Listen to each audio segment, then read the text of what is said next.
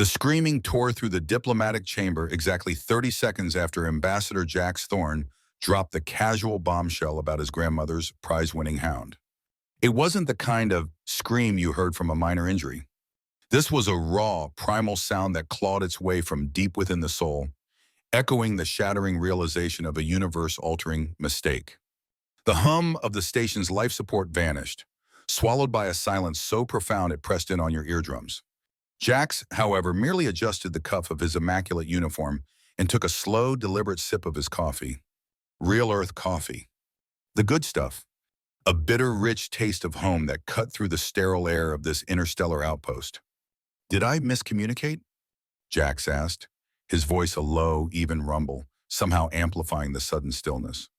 His universal translator glowed a steady, innocent blue. His diplomatic credentials were ironclad. He was damn sure he hadn't accidentally declared war. Yet the air itself thrummed with a tension that felt thick enough to choke on. Across the gleaming table, the ethery delegate, a being of swirling, luminous energy encased in a crystalline shell, had simply stopped. Its usual melodic hum, a constant soothing symphony of light and sound, was gone. Absolute stillness. For the ethery, that was like the universe itself hitting a brick wall. Beside it, the Heron hegemony representative, a colossal, multi-jointed exoskeleton of polished chitin, had frozen mid-gesture. Its numerous, multifaceted eyes, usually restless and curious, were now locked in a fixed, wide-eyed stare.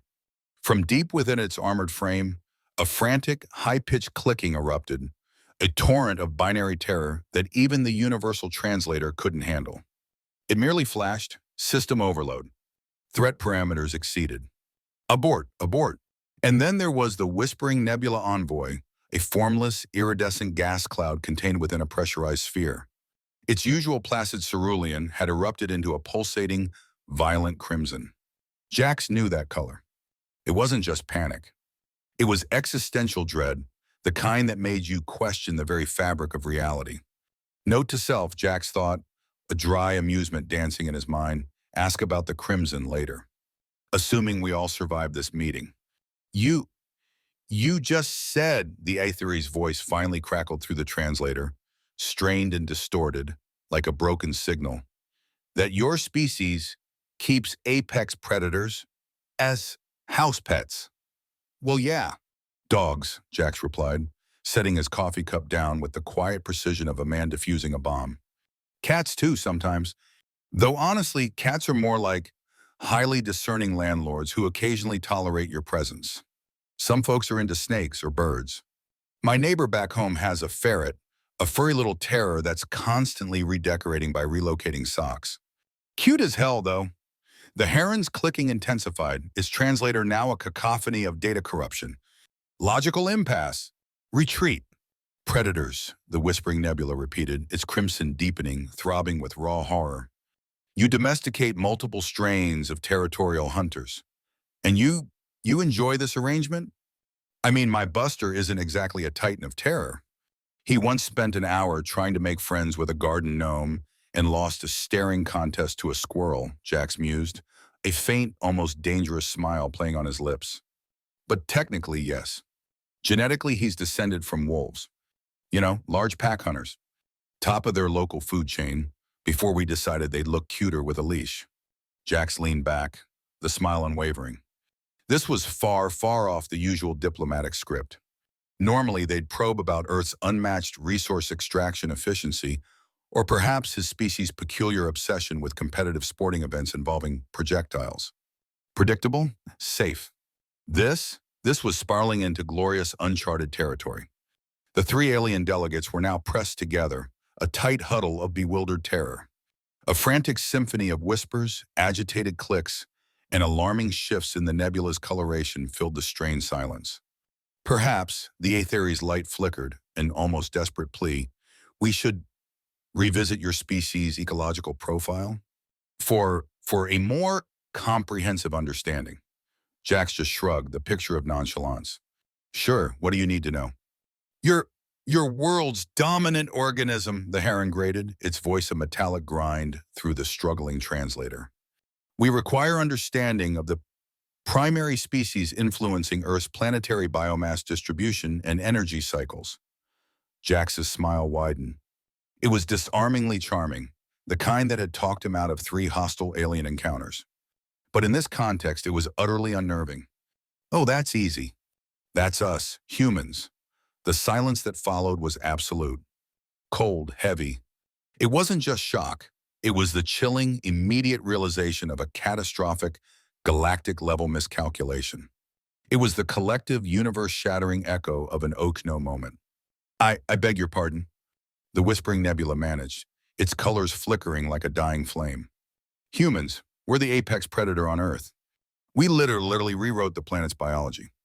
We shaped entire ecosystems, terraformed continents, redirected rivers, and twisted the very environment to fit our needs. We didn't just adapt to nature, we made nature adapt to us. We tamed fire, turned formidable wild beasts into docile companions, and were masters of tools, strategy, and adaptation. And yeah, we have these amazing things called opposable thumbs, which are basically nature's ultimate cheat code. Jax warmed to the subject, the sheer, unadulterated horror on their faces a heady fuel. We are also persistence hunters, a uniquely terrifying trait. We don't rely on speed or brute force. We track, we endure. We simply outlast our prey. And we are profoundly social hunters. Our strength lies in cooperation, coordinated tactics, and complex communication during any pursuit. Plus, we have peculiar advantages, like the ability to run for extreme distances without overheating. We can throw objects with incredible accuracy and adapt to virtually any environment. Deserts, tundras, deep oceans, high mountains. We thrive everywhere.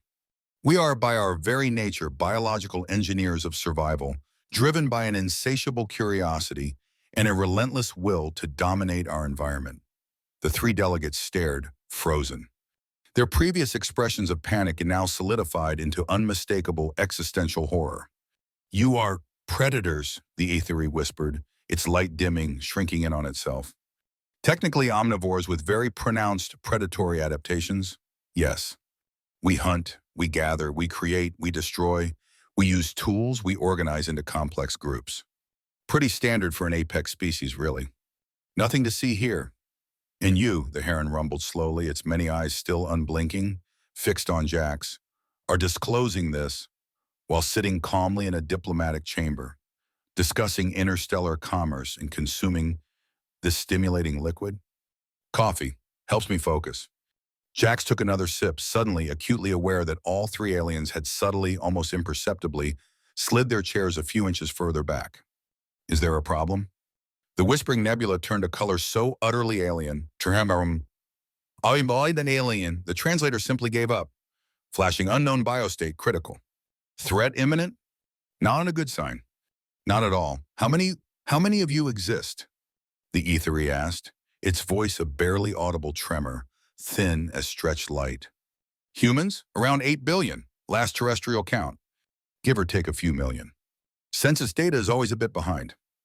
If the previous silence had been concerning, this was the silence of absolute universe-altering dread. The kind of silence that suggested catastrophic calculations had just been completed. The sound of galactic peace crumbling. 8 billion, the heron repeated, a mechanical click of utter disbelief.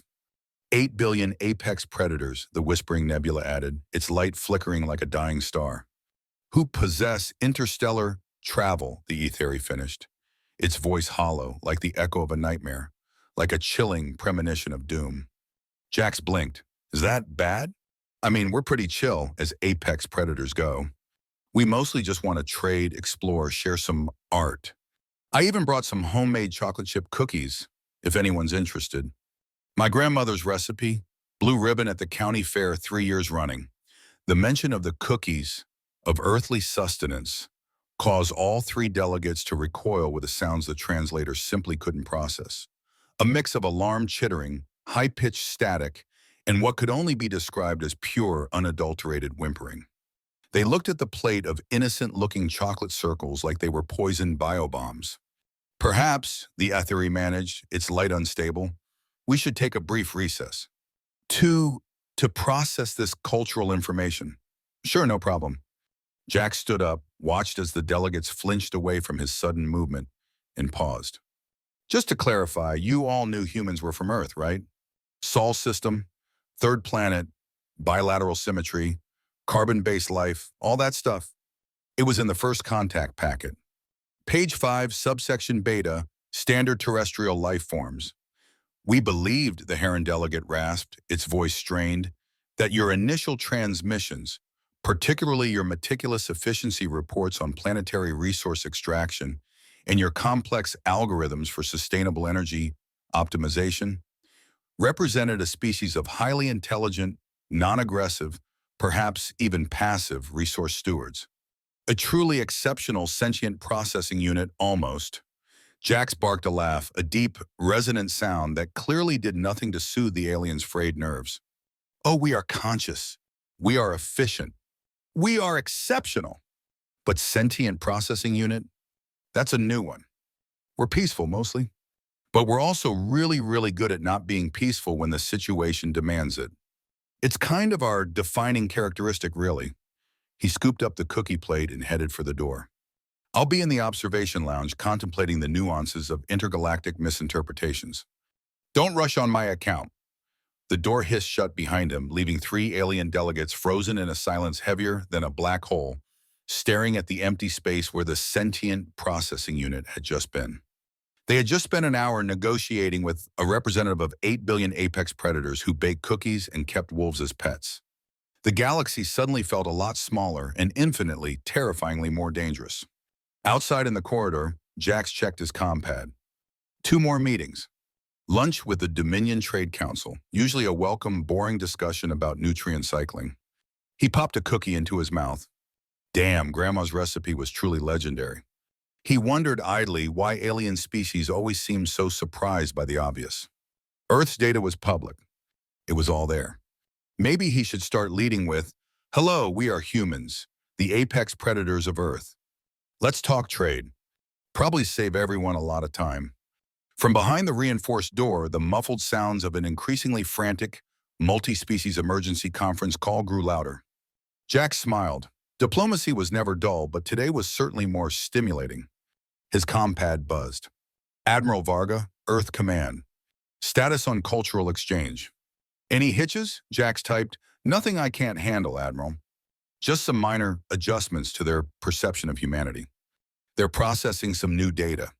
He hit send and headed for the observation lounge, admiring the breathtaking vista of swirling nebulae and organized stellar traffic. Peaceful, a beautiful, comforting lie. The emergency session lasted exactly 47 minutes. Jax knew because he'd timed it, casually dismantling and reassembling his compad into a surprisingly efficient portable espresso machine. 7-letter word for galactic paradigm shift was proving to be a challenge on the crossword puzzle he'd found. When the conference room doors finally hissed open, the 3 delegates emerged looking utterly broken, like they'd just endured a collision with a supernova. The Aethery's light pulsed with a chaotic, desperate energy. The Heron's translator hummed with a distressed, high-frequency whine. The Whispering Nebula had settled on a pulsing, inky black, a color Jax's tablet identified as universal terror, catastrophic. Ambassador Thorne, the Aethery began, its voice meticulously controlled, a thin thread of sanity. We have consulted with our respective governments regarding your disclosures. Learn anything new? Jax asked, taking a sip of his espresso. Your species' primary galactic data file, the Heron grated, its mandibles clicking rapidly, was compiled by junior analysts focusing solely on your early-era energy consumption metrics and long-term planetary sustainability projections. Ah, Jax drawled. So they thought we were cautious, slow-moving environmentalists who compost their feelings? The Whispering Nebula pulsed a ghastly shade of green, indicating profound cosmic embarrassment. Something similar. The updated files paint a somewhat more dynamic picture. Did you know your species has a documented history of rapid and deliberate large-scale environmental terraforming spanning millennia? Yup, we like to optimize, Jax confirmed, a dangerous gleam in his eye. Got a desert? Make it bloom. Need a mountain in the way? Tunnel through it. Need a new continent? Build one.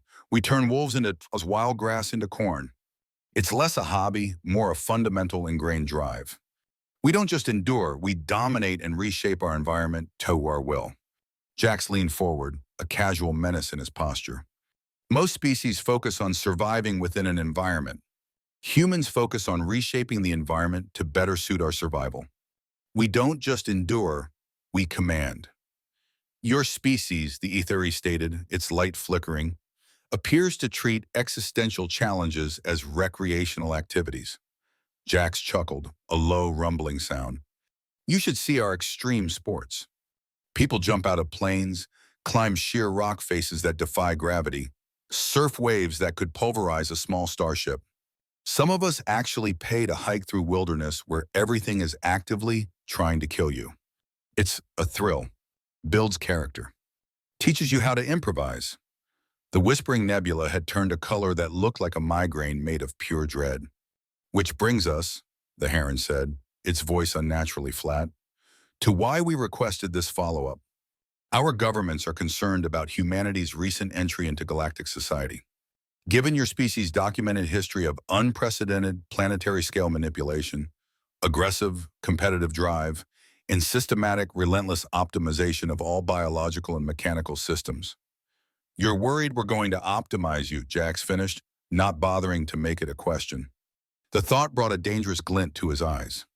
The thought, the Aetheri admitted, its voice a bare whisper, has occurred to us. With considerable alarm, Jax let out a short, sharp laugh that caused all three delegates to visibly flinch. Look, I get it.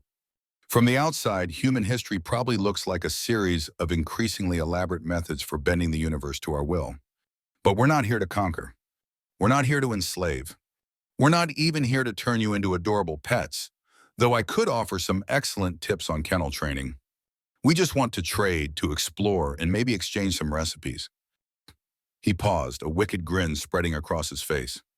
The whole galactic domination phase of our development? Yeah, we mostly got that out of our system a few millennia ago. It was inefficient. Mostly? And the Whispering Nebula pulsed, a sliver of hope in its desperate light. Well, we still compete amongst ourselves. Fiercely. But it's mostly economic, scientific, and sports. Lots and lots of sports. Humans have this need to compete. Without a grand challenge, we tend to get weird.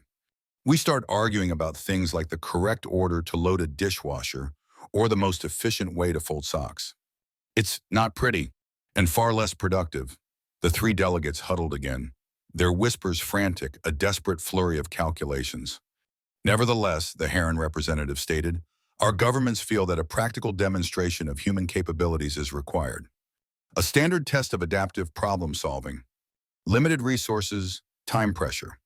Nothing that should pose a serious challenge to a sophisticated, spacefaring species.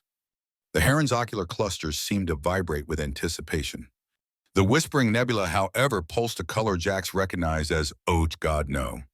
Not that one. Right, Jax said, his tone flat, a dangerous calm in his eyes. And if I decline? You are, of course, free to decline, the Heron stated smoothly. However, it might cause significant delays in the ratification of your trade agreements. Bureaucratic procedures, you understand. It could take cycles, perhaps even decades, to fully process without a complete capability assessment. Jax sighed. This was exactly the kind of veiled threat that made him miss arguing with his old high school principal. At least Principal Davies was upfront about his intentions to make your life a living hell. Fine, Jax said, rolling up the sleeves of his uniform. One demonstration. But I want it on record that humans generally prefer written tests. We've got entire educational systems built around multiple-choice questions in essay formats, much less likely to involve structural damage to your facilities. Just saying. Noted, the Aetheri hummed, a strange, almost eager quality to its light. This information was clearly being filed under amusing anecdote, irrelevant to threat assessment. The testing facility lay 3 levels below, behind a series of blast doors marked with grim warnings in a dozen alien languages. The chamber itself was vast, easily the size of a professional sports stadium, with adjustable atmospheric conditions and enough sensory equipment to monitor a small war. Standard survival scenario, the Heron delegate explained from a control booth overlooking the chamber. Limited resources, A maze of obstacles, 30 minutes to reach the extraction point. Your goal is to reach the designated zone. Jax peered through the reinforced observation window. The chamber floor was a confusing tangle of towering barriers, precarious platforms, and deep chasms. Various objects were scattered randomly, basic tools, sealed containers, odd-shaped materials that might be useful or might be utterly useless. What's the catch?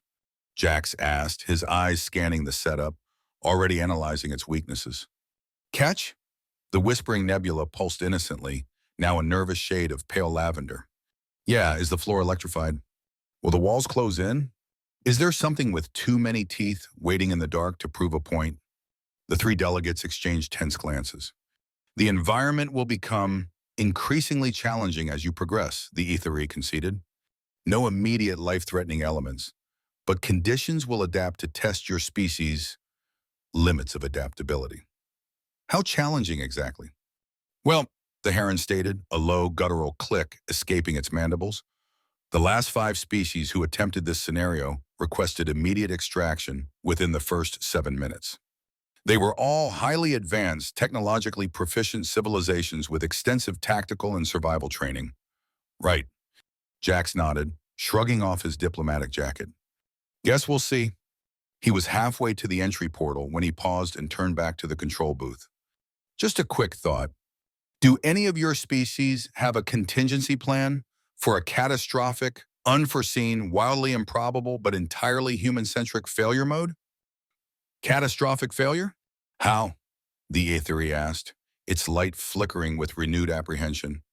Oh, like if the test equipment spontaneously reconfigures into something not intended, or if the subject decides the maze is a suggestion, not a rule.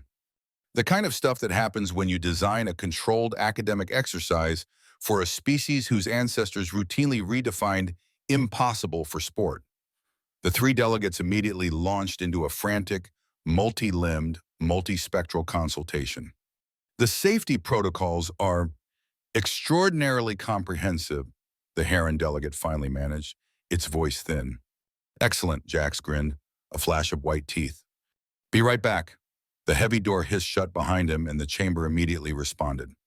The lights dimmed to a pre-dawn gloom. The temperature plummeted and a low, guttural growl like grinding gears reverberated from deep within the maze.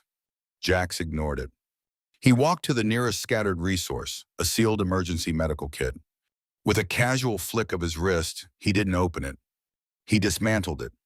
Methodically, precisely. Extracting components that were never, under any circumstances, meant to be separated. In the observation booth, the aliens watched in stunned, horrified silence. He's not using the provided tools, the heron hissed, a note of sheer disbelief in its tone. He's disassembling them? By hand. By hand, the Aethery whispered, its light wavering, shrinking. He's repurposing them. Look. On the main monitor, Jax had just used what looked like a medical diagnostic scanner, stripped of its casing and wires, as a lever to pry open a supposedly immovable blast door panel. He disappeared behind it, only to re-emerge 30 seconds later, casually carrying what appeared to be half of the chamber's environmental sensor array. He then began arranging seemingly random debris, a length of reinforced conduit, a shattered data console, a discarded anti-gravity field generator, into a rapidly coalescing shape that bore no resemblance to anything in the official test solutions. What in the void is he building? The whispering nebula pulsed, now a terrified violet, its very essence trembling. I don't think it has a name in any known galactic language, the Aethery replied, its light flickering wildly, utterly lost. On the screen, Jax, with terrifying efficiency, had constructed what was unmistakably a crude yet undeniably functional catapult, its trajectory clearly aimed directly at the distant extraction point. Time remaining? The heron asked, its voice barely a croak, choked with a nascent, chilling understanding. 26 minutes, the console chimed, an impartial digital countdown to alien despair. Jax looked up, waved cheerfully at the observation booth, then gave his improvised siege engine a final, almost loving pat. With a grunt of pure primal effort, he launched himself across the chamber, soaring over 70% of the meticulously designed obstacles. He landed, rolled perfectly, and jogged casually to the extraction point, while a cacophony of alarms, definitely not part of the original scenario, shrieked through the facility. I think, the Aetheri said, its light reduced to a faint, desperate glow. We have fundamentally misjudged. Through the comm system, Jax's voice crackled, clear and chipper. That was fun. You got anything harder? The silence in the observation booth lasted exactly 12 seconds. Then the Heron's translator died with a mechanical shriek, a final gasp of overwhelmed circuits. Did he just, the Heron finally managed, its voice a fractured mess, build a ballistic launch system out of medical waste and catapult himself across our premier testing chamber as if it were a casual Sunday afternoon amusement? And the Whispering Nebula cycled through a rapid sequence of colors, none of which were in any diplomatic handbook, each pulse a fresh wave of horror. Yes, yes, he did. On the monitors, Jax was already examining the extraction point, his interest as casual as someone checking out a new coffee shop. He had found the emergency reset button for the chamber and was reading its instructions with the focused intensity of a scholar debating ancient texts. Should we open communications? The Heron asked, a tremor in its voice. Immediately, the Aetheri shrieked, its light flaring. Before he decides to optimize our entire facility's structural integrity. The comm system crackled to life. Hey, control booth, guys. This setup is pretty neat. Is it modular? Because I've got some fantastic ideas for reconfiguring your obstacle matrix. We could make this genuinely challenging. The three delegates stared at each other, their faces conveying multiple layers of pure, unadulterated panic. Ambassador Thorne, the Whispering Nebula managed, its voice barely a coherent whisper. Perhaps we could discuss your performance in a more formal setting. Sure thing. Just let me log these observations real quick. Jax produced his diplomatic tablet and began furiously typing notes. My niece is studying advanced kinetics back on Earth. She's going to love this data. We've been collaborating on a project involving improvised trajectory mechanics. Your niece, the Aetheri repeated, its light flickering, is studying weaponized physics, applied mechanical engineering. But yeah, there's a lot of crossover. She's building a multi-stage, variable payload trebuchet for her senior project. We've been video calling about counterweight ratios and predictive flight paths. This is fantastic practical data.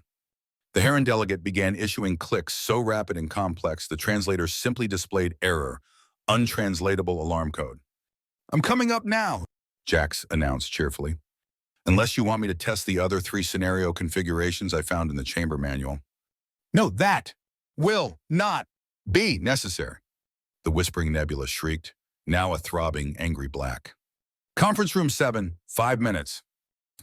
5 minutes later, Jax strolled into the conference room, looking only slightly dusty, but remarkably energized. In his arms, he carried a few carefully disassembled pieces of the testing equipment. Hope you don't mind, he said, gently placing the components on the polished table. Just wanted to show you the weak points in your primary sensor array design. The mounting brackets are excellent for standard operation, but they're not designed for sustained lateral stress loads. A few modifications, you could probably increase their failure threshold by at least 30%. The 3 delegates stared at the meticulously dismantled technology, a silent tableau of disbelief. You disassembled our testing equipment, the Aetheri stated, his voice flat. Only the redundant parts. Everything critical is still functioning, Jax clarified, pointing to a minuscule coupling mechanism. But this little beauty right here? Classic stress concentrator. Great for normal use. Terrible if you need to repurpose it into a high-load pivot in a hurry. Repurpose? The Heron rasped, the word tasting alien on its mandibles. Yeah, needed a fulcrum point with specific load characteristics. This was perfect. Had to bypass a few safety interlocks, which, by the way, are surprisingly easy to circumvent if you understand the underlying mechanical principles. You might want to redesign those. Jax pulled out his tablet, sketching diagrams with furious speed. See, your original designers assumed that anyone using this equipment would follow the manufacturer's guidelines. But in a true survival situation, manufacturer guidelines are more like suggestions. The important thing is understanding what each component actually does versus what it's supposed to do. He showed them a diagram that looked like it had been drawn by a mad genius with an advanced degree in turning ordinary objects into extraordinarily efficient tools of chaos. For instance, this optical scanner module. It has a remarkably precise gyroscopic stabilizer that makes an excellent pivot. And these power cells? Far more energy capacity than stated specifications. Probably legal liability protection. But it means you've got a lot more raw power to work with than the manual suggests. The Whispering Nebula had turned a color that Jax's tablet identified as profound existential questioning of all previous reality constructs. How did you know all that? The ether asked, its light faint, trembling. Basic mechanical engineering.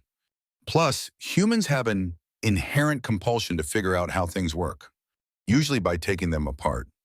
It's like a primal urge.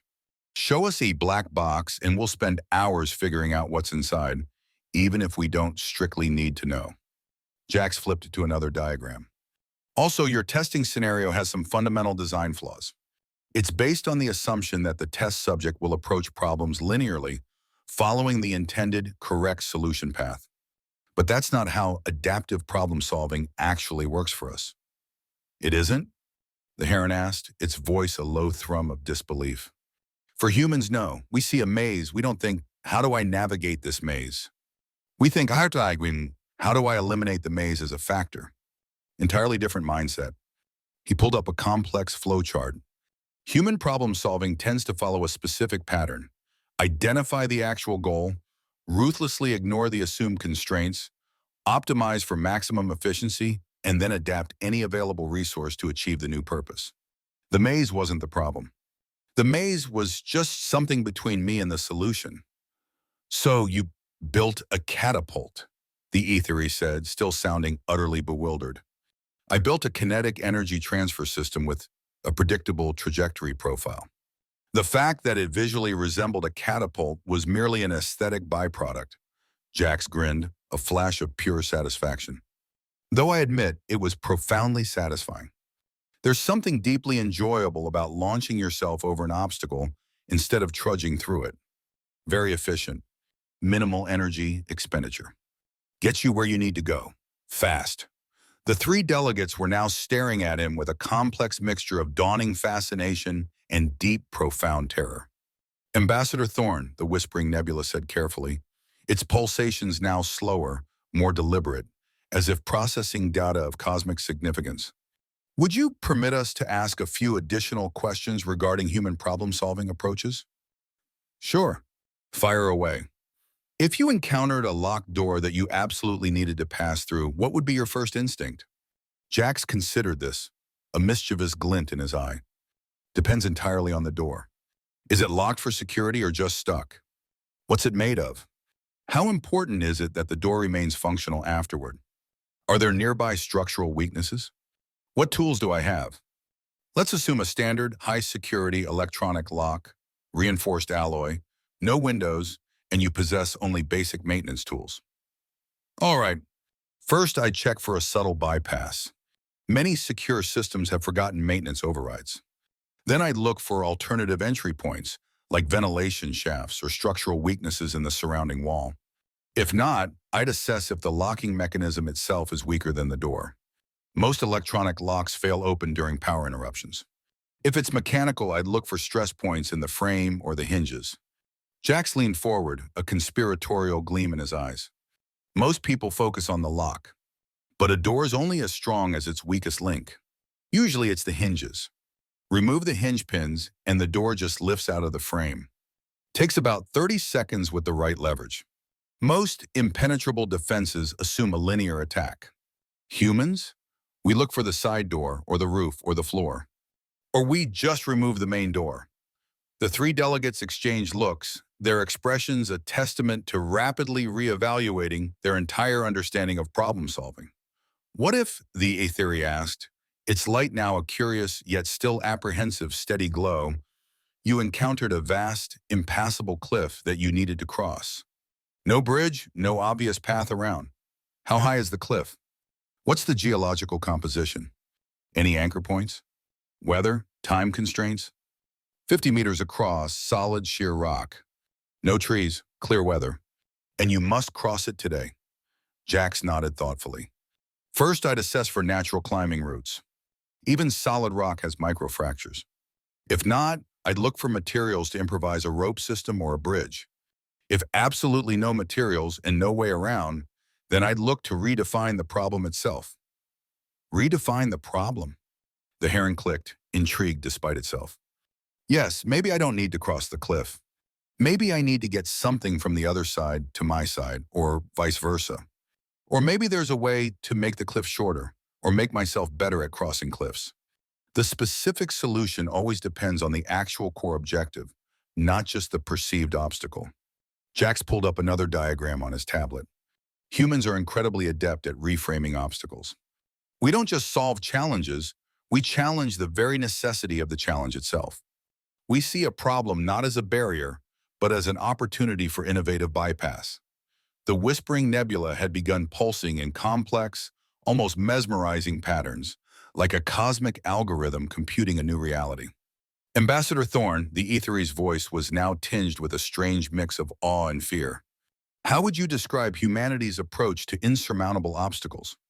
Honestly, we don't really believe in insurmountable obstacles, Jack stated simply, his gaze piercing. We believe in obstacles that no one has figured out how to surmount yet. Give us enough time, enough resources, and we'll find a way around, through, over, or under pretty much anything. It's like a deep-seated cultural compulsion. Tell a human something is impossible, and they'll take it as a personal dare. We've built entire industries around turning the impossible into the routine. We are, at our core, problem-solving machines, and the tougher the problem, the more fun we have. Could you provide an example? The heron asked, almost hesitantly, its clicking softening to a hum of curiosity.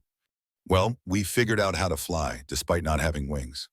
We figured out how to live underwater, despite not having gills. We figured out how to communicate instantly across interstellar distances, despite physics dictating that information cannot travel faster than light. Wait, the Aetheri exclaimed, its light flaring. Information cannot travel faster than light. That is a fundamental physical law of the universe. Jax grinned, a predator's smile. Exactly, Orin. So, we built a network of quantum entanglement arrays and relay stations that create the functional equivalent of faster-than-light communication. The information doesn't technically travel faster than light, but the effect is the same from a practical standpoint. We didn't break the rules. We made the rules work for us instead of against us. That's very human. If you can't shatter the system, find a loophole big enough to drive a starship through. Jack stood up, gathering his notes. Which brings me to my next question. Are we done with the testing phase? Because I've got a lunch meeting with the Dominion Agricultural Council, and I promised to bring them some of that Earth coffee. And if I'm late, they get grumpy. You don't want grumpy, Dominion. The three delegates looked at each other, then at the carefully dismantled remains of their high-security testing equipment, then back at Jax Thorne, who stood there looking like he'd just finished a pleasant morning jog. Not casually revolutionized their understanding of sentient existence. I think, the Aetheri said slowly, its light now a steady, deep blue of reluctant acceptance. We have sufficient data for our preliminary assessment. Great. Jax headed for the door, then paused. Oh, one more thing. If any of your governments are interested in joint research projects, we're always keen on collaborative engineering challenges. Humans love working on problems that seem impossible. It's kind of our favorite thing. We just get a kick out of it. He left the three delegates sitting in stunned, contemplative silence, surrounded by the remnants of their shattered assumptions and the growing terrifying realization that they had just spent the morning chatting with a single representative of a species that had casually gone from throwing rocks to bending the rules of physics, all in the name of efficiency and pure, relentless curiosity. Outside in the corridor, Jax checked his compad. 5 new critical priority requests from various alien governments, all marked immediate response required. His diplomatic calendar, once a neatly organized affair, was now a chaotic nightmare of unscheduled, high-level meetings. He smiled. This was going to be a fun week. He bit into another chocolate chip cookie. Damn, Grandma's recipe truly was legendary. He wondered idly why alien species always seemed so surprised by Earth's openly available data. It was all there. Maybe the galaxy just needed a stronger search engine. From behind the reinforced conference room door, the muffled sounds of an increasingly frantic, multi-species emergency conference call grew louder. Jax chuckled. Diplomacy was never dull, but today was certainly more stimulating. His compad buzzed. Admiral Varga, Earth Command. Status on cultural exchange. Any hitches? Jax typed. Nothing I can't handle, Admiral. Just some minor adjustments to their perception of humanity. They're processing some new data. Seems to be going well. He hit send, a satisfied grin on his face. This was going to change everything. And that, to a human, was the most exciting prospect of all.